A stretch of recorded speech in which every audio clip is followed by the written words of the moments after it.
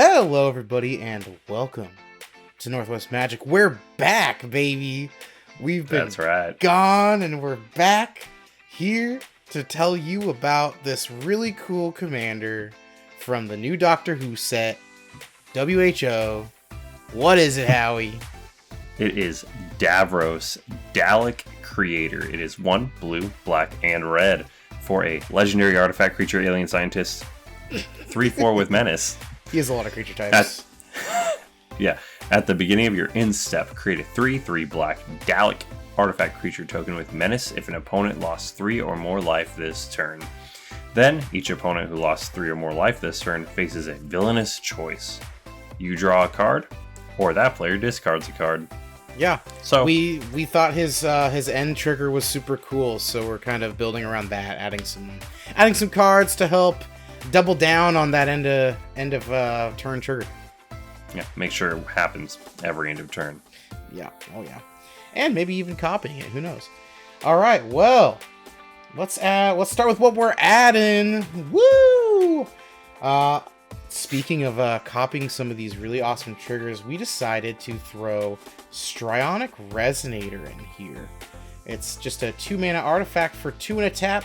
Copy target triggered ability you control. You may choose new targets for the copy. Something to keep in mind here is that DAVROS, that's all one trigger that's happening. You make a 3/3 DALEK. I think that's how they call it in the show. And then the game checks if there are any other people that lost 3 or more life. If you dished out 3 or more life to 3 or more opponents, if you copy that ability, you'll make 2 DALEKs, and then your opponents will be faced with 2 villainous choices each. Pretty dang sick, if I do say so myself. That's a lot of card draw. Lots of value, like insane value. Out of 2 mana, you basically could get 3 card draws or 3 discards. However, depends on who. Either way, it's a good swing in your direction. It's really good. And 2 DALEKs. I mean, who doesn't want 2 DALEKs? Little trash can looking MFers, little mofo's. Yeah, they look like the little scrubby robots from WALL-E. Yeah. Everything's Disney. So the number 2 card we're going to add is Loyal Subordinate. This card will guarantee you get that trigger. It's 2 and a black for a zombie 3/1. It has menace and lieutenant. At the beginning of combat on your turn, if you control your commander, each opponent loses 3 life. Does what it says. What does your commander do? He loves it when they lose 3 life. Yeah, we want to count to 3 every turn. At the very least. Preferably for each opponent. Yeah. If you could make the game string out for like 15 turns of people just only losing 3 life every time, you'll be a happy camper with this deck. Yeah, good math. Yeah, only 3. That's 45 life. Yeah, give or take, With that being said, just to kind of double down on this whole getting your game plan started, making sure you get that trigger, we threw in Flame Rift. It's just a 2-mana sorcery that gives 4 damage to each player. Pretty darn sick, pretty darn easy to understand. It'll just get you your trigger. Enough said. Enough said. It does what it does. Enough said. Yeah. I don't really have anything. What card else are we to on? About that. Number 4. Number 4 or so. Tectonic Giant. It's 2 red for a elemental giant creature. It's a 3/4. Whenever it attacks or becomes the target of a spell an opponent controls, choose one. He deals 3 damage to each opponent. Or exile the top 2 cards of your library. Choose one of them until the end of your next turn. You may play that card. Again, it doesn't even have to do combat damage when it attacks. You get that 3 damage to each of your opponents, 3 loss of life. Guaranteed. It is what it is. You're playing this deck 1 turn at a time, 1 turn cycle at a time, and if you're getting all those triggers good enough, then we're just gonna keep on trucking. That's right. That's right. One interesting one that we're gonna add that we might get some flack for, or that might be controversial, is I think a good option is Turrid, God of Fright. She's a very salty card. We know this. 3 and 2 black, menace. Whenever an opponent sacrifices a non-token permanent or discards a permanent card, you may put that card from a graveyard on the battlefield under control. What we're trying to really do with this is to just force the opponent to make you draw a card. Or at least make it more likely that you're going to be drawing a card instead. Because a lot of the times, they're probably not going to be discarding. And if for whatever reason they don't want to, and if they only got permanents and they give you a permanent, that's awesome. You get a permanent, you know? Yeah. Yeah. And there are several cards in the Precon that allow you to force your opponents to discard. So you can just force get some stuff out of their hand onto your side of the battlefield. Yeah, that's also pretty important. You really do present them with a villainous choice. You're playing a villain in the deck. Guys, you got to put Turrid in there. It's the most villainy you can be. I've never actually played against a Turrid before. I don't know. One card sucks. Oh, it's miserable. One card that we added that allows you to force people to discard is Croxa. Titan of Death's Hunger. It's black, red, 2 mana for a 6/6. Whoa! When it enters the battlefield, sacrifice it unless it escaped. Aww. And then whenever it enters the battlefield or attacks, each opponent discards a card. Oh. Then each opponent who didn't discard a non-land card this way loses 3 life. So you force the discard, and you can... And you get the 3 life. Potentially get the 3 life off of it. You either have to discard or a 3 life thing. Yeah. That's then crazy. It has escape. Black, red. Exile 5 other cards from your graveyard, and then you can cast it from your graveyard. If you want a 6/6 for 4 mana, go for it. But yeah, this card just fits in like a glove in this deck. It gets you the 3 life thing or the discard thing, which is kind of what this deck's doing. Notably, like 5 of the cards we're adding all have triggered abilities, and you started out this list with Subordinate Resonator, just saying. Mm-hmm. You don't have to copy your commander. You don't just have to. There's other stuff. There's other things, baby. There's other things. What's number 7, 6? Next number. Another one is Neheb the Eternal. For 3 and 2 red. It's a legendary creature, zombie minotaur warrior with a flick 3, so he already gets 3 on something if he attacks it. On somebody, I mean. And then at the beginning of your post-combat main phase, you add red for each 1 life your opponents have lost this turn. So there's lots of ways to be getting a little bit of 3 life. If your opponents lost 3 life each, that's 9 red mana you can spend on whatever you want. The big things that are in the deck by default, and maybe a couple X spells that are in there and do some really good finishing of the games. You know what I'm saying? Like Torment of Hailfire. Woo! X black for a sorcery. Repeat the following process X times. Each opponent loses 3 life unless that player sacrifices a non-land permanent or discards a card. If you get a lot of mana, even like X is 10, that's pretty crippling. You're causing them to discard stuff. If you got Turrid out, you get their stuff. Even if you just do something subtle like X is 3 earlier in the game, you can still have your commander trigger off of that stuff. Super solid card. Good early, good late. Crippling, especially with Turrid. Oh yeah, it's like incredibly crippling, actually. Love it. Yep. Oh yeah, you just spoke. I think the last. No, we have like 2 more, right? Yeah, we have 2 more. We got 2 more, man. We've got Spark Double. Let's talk about some Spark Double. I told you guys I want a lot of these triggers, man. Davros, if you got 2 of them, guess what? That's a non-legendary version. And what's cool is that a lot of Daleks. And you got a lot of Daleks. There's that one new card, the Cyberman guy that he's like 7. He gives every non-legendary artifact creature Myriad. So there's one that gives for 2 mana. Cyberman little dude. Yeah, Cyberman little gives little them all man. 3. Cyberman little man. There's just this deck just kind of flows together. Everything triggers off of everything else, and it works together super nice out of the box. We're just making it a little smoother. Yeah. Super solid. Yeah, Spark Double, great. Running in almost every blue deck I own. Yeah, it's too good not to. Oh yeah. One more? Yep, the last is that dragon guy. Dragon thing. Yeah, I'm gonna have dragons in my commander. Drakuseth, Maw of Flames, 4. Elder Dragon Highlander. Yeah, I was hoping you'd pick game. that up. 4 red. 7 mana for a 7/7. Legendary creature Dragon. Flying. When it attacks, it deals 4 damage to any target and 3 damage to each of up to 2 other targets.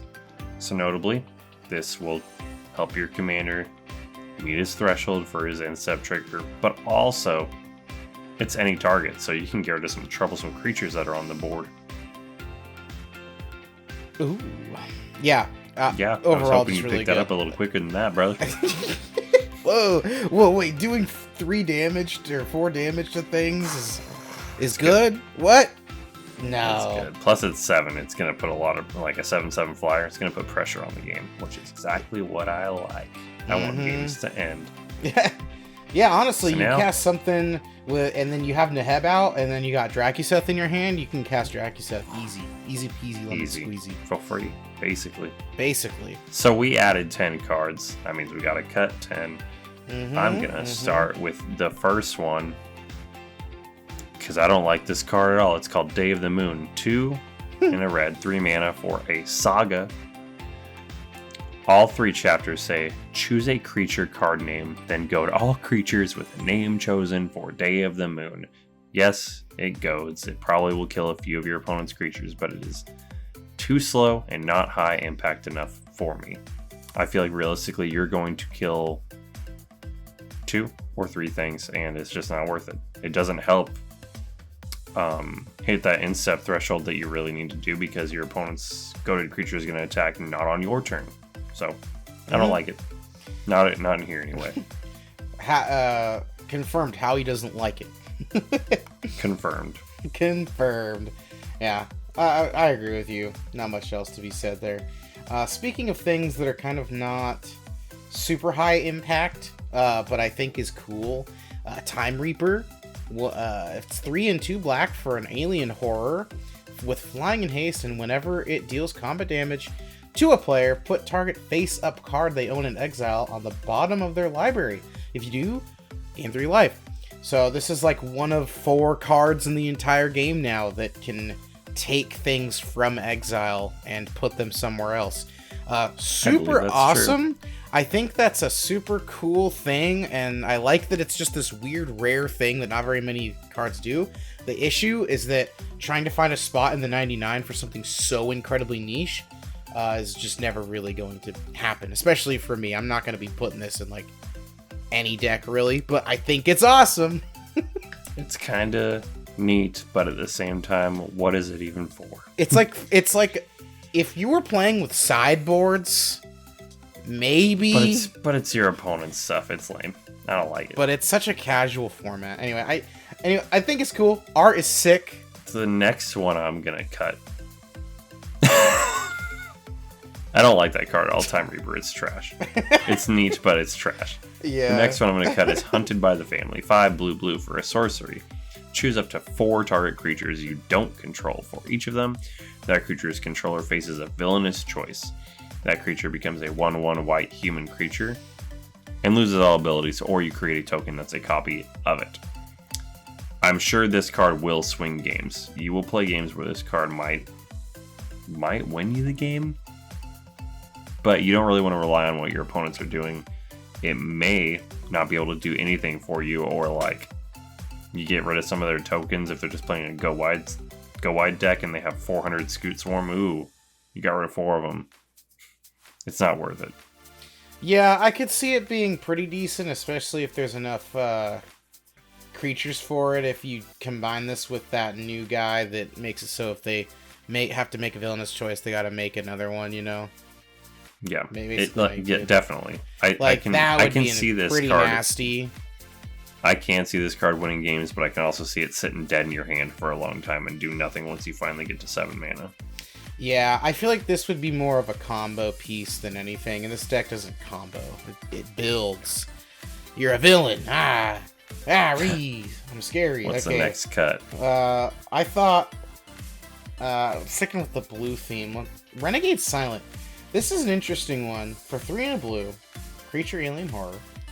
Beginning of your end step, you goad up to 1 target creature you don't control, and put a +1/+1 counter on Renegade Silent. And then it phases out. You treat it and anything attached to it as though they don't exist until your next turn. So it kind of protects himself. He'll goad something and then he'll be like, peace, homie. I'll come back and goad you next time. But yeah, but it's also like not evasive. It won't hit people. It doesn't have flying or menace or anything. This would go well in a deck that cares a little more about goad, but I'm not really sure what Wizards of the Coast is necessarily trying to do with goad. Sometimes it feels like they keep trying to throw it in as these weird like little sub themes, almost like they want it to be. But I still feel like goad is a little better when it's like more of a main focus for a deck. That's my I feel like it needs to be taste on super it. specialized. I agree. I'm pretty sure deep lore Wizards of the Coast, deep cut lore coast cut. Deep lore coast. I think that they consider goad evergreen as of New Capenna, so that's why we see it all the time now. I see. Okay. Yeah, because they starting with that set, they put it everywhere. Yeah, trying to make like it a little everywhere. Big. Yeah, I don't like Renegade Silent at all. I also think it is poor. Trash. Throw it in the garbage. I'm gonna cut Vashta Nerada. I know that Doctor Who fans are gonna be upset by our pronunciations, I'm sure. 2 and a black for an alien horror, indestructible, shadow, which means it can block or only be blocked by creatures with shadow. It has morbid at the beginning of each end step. If a creature died this turn, you put a +1/+1 counter on it. It's slow. Yes, it's indestructible. Yes, it won't ever be blocked by anything, but it's just not worth it. Yeah. It's really not. It's slow and it doesn't this isn't the deck help for too it. much. Maybe Aristocrats deck or something, but I don't know. Yeah. Something that cares a little heavier Aristocrats about it. or something that cares about really doing combat damage. Yeah. I think it's decent. It's not a horrible card, and I like the art. I don't know who this character is in the lore. Maybe it's like someone's dad or something. I don't know, but it's definitely an interesting one. Yeah, not bad. Just not here. Speaking of kind of slow, we're looking at Clockwork Droid for 2. It's an artifact creature robot. You may exert it. As it attacks, when you do, it can't be blocked this turn, and you scry 1. So yes, it does the 3 thing. Yes, it can't be blocked. Yes, it's an artifact creature, but exerting, you can't untap it on your next untap step. It's just not a super impactful card. I don't think it's like a horrible choice, and if you were to really like it, it does synergize a little bit with some of the like artifact myriad stuff. But other than that, it's just too slow. Yeah. I mean, if you think about it, you play it on turn 2, can't attack with it until turn 3, and then you exert it, and then you can't do anything with it until turn 5, and then you do it again, and you don't do anything with it until turn 7. Yeah. It's very slow. And that's if a board wipe doesn't happen in that time frame. Yeah. Who knows, you know what I mean? So you might get 1, maybe 2 uses out of it, and it only will trigger, that one person getting hurt. It's not like you're getting it to everybody. You're not getting a ton of villainous choice stuff, but yeah. Next one is Cybership for 6 mana. It's an artifact vehicle with flying. It's an 8/8, pretty beefy. Whenever it deals combat damage to a player, put the top 2 cards of that player's library onto the battlefield face down under your control. They're 2/2 Cyberman artifact creatures, and it has crew 4. This is probably the best card we're cutting, and I would not blame anybody listening to keep this in the deck. I just felt like it was the worst of the 91 other cards we had in the deck, so we just had to cut it. Those are the rules, man. Them's is the rules. Them's the rules. It's solid. It deals with the artifact creature something that we got going on here, and it is beefy, and it will probably hit someone being a flying 8/8. So it's definitely solid. I just had to do it, man. Had to do it to him. Yeah, I think it'd be really cool to have a more of a Cyberman commander, and I would use this if I had a commander that was heavier on the Cyberman, like a Shad or Missy or something. Yeah. That was more focused on that stuff. Another one that I think is actually not a terrible card, but doesn't go in this deck is the Beast, Deathless Prince. For 2 black and a red, when you cast him, you get to just take control of something, of a creature. That's pretty awesome. You untap it, it gains Menace and Haste until end of turn, so that's not too bad. And then he enters with 6 stun counters on him. If he were to become untapped, he stays tapped instead, and you remove a stun counter. Whenever a creature deals combat damage to its owner, untap the beast and draw a card. Thing is this deck doesn't really have anywhere else you're stealing something. It's pretty rare, like, other than, like, I think, you know, a cyber ship. Yeah, this would be the build around Goat Commander. Like, this is... Yeah. That would be interesting. It'd be cool and fun, but this does not have a home here. You're not stealing enough things to be wanting to untap them quick enough, you know? No. So... And I don't think drawing 1 card for 4 mana, basically, is going to be worth it. Having a 6/6 come out later, like way later. He doesn't... Yeah. It's not like he has trample or anything. What the biggest piece to him is the draw card part, I think, is really nice. Yeah. Like, but, if you are dealing more with that stuff, getting a card draw off of all that, that's solid stuff. So, yeah. Doesn't belong in this deck, but not terrible. I think we have 2 more. I think we do, Howie. Vizlord Turlo is 3 and a black for a legendary creature rogue. That name. That's an interesting type. He's not a human, he's not an alien, he's just a rogue. He's just a rogue, not a human, yeah. Isn't that weird? Maybe in the Usually lore get he's ninja not rogue a human. or something. Fairy rogues. True. Eldraine. 2 and a 2/5. 2/5. 2 and a 5. 2 and a 5. Deal with the black. I need to make my screen bigger. Everything's a Nokia, dude. Yeah, these we days. all I read swear to on. God, I'm on my 32-inch monitor, whatever this is.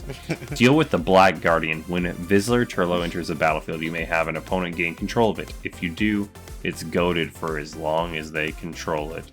Does this fit in the beast? At the beginning of your end step, draw a card, and then you lose life equal to the number of cards in your hand. And it has Doctor's Companion, which is not relevant here. True, I didn't mention it, but yeah, you could go and be sort of. But anyway, yes. Yeah, I don't know. It's just, it doesn't make sense here. Same thing as the beast, it's not worth it. Yeah, I'd put him in the beast deck, or I'd put him in a shielder deck. I think he'd be sick at a shielder deck, honestly. Yeah. Like, yeah, you get a little value off of it. But other than that, just doesn't fit what we're trying to do, man. Number 10. We do get to lose the life stuff, but anyway. I don't like it. 10. It's not good. Number 10, the Ronnie. 1 and a Grixis. 1 and a Grixis. I don't like the name. 1 and Grixis. I don't know the lore. I've never seen. I don't watch a lot of Doctor Who, but the Ronnie doesn't sound right to me. The Ronnie. Time Lord Scientist, legendary creature. Whenever the Ronnie enters the battlefield or attacks, you create a red aura enchantment token named Mark of the Ronnie attached to another target creature. That token has enchant creature, and enchanted creature gets +2/+2 and is goaded. Whenever a goaded creature deals combat damage to one of your opponents, investigate. Yeah. More goad. More goad. We just took a lot of that goad stuff out. Again, I think this would be solid as a commander by itself, but we cannot be pulled in too many different directions, and it's not worth it here. Yeah, especially in here. So, yeah, that's the best. What is this commander called? The best DAVROS DALEK commander Precon upgrade video of all time. Please leave a comment and tell me, pop quiz, what you think the 3 cards that pull things from exile are, besides that card we cut, Time Reaper. I think there's 3. Yes. So let me know what you think without looking it up. No Google, guys. No Google, yeah. Just type in what you think it is. Yeah. And tell us. I'm Howie. I don't think we said it this whole time, but you're Levi. Oh, yeah. We didn't say our names this time, but... No, you said my name, though, but I tried to avoid saying yours. Oh, I did want to have one honorable mention. The Dragon's Approach. That's like that's a big one that people are using. I don't have it pulled up here, but it does like 3 damage to everybody, and then if you exile a certain number, I want to say it's like 4 or 5 out of your graveyard. I think it's 4 from your graveyard. 4 of them, you search for a dragon. That one's kind of been a pretty common one because you can put however many copies you want. So you could do this guy with a bunch of dragons approaches, maybe put some dragons in there to fetch dragons out and put them on. I think that's actually a very valid strat to this deck, but... Oh, it's super good. It just does not make for a fun video to say. Yeah. Precon upgrade. Add 26 dragons approach. See you next time, guys. Yeah, that's what we would have just said. So we wanted to make something a little different. For your 27 cuts, everything. Yep. All right. Dude, that was awesome. Yeah. Thanks for tuning in, guys. If you stayed till the end of the video, you're pretty cool. You're pretty amazing, and we love you. All right. Yeah. See you later, alligators.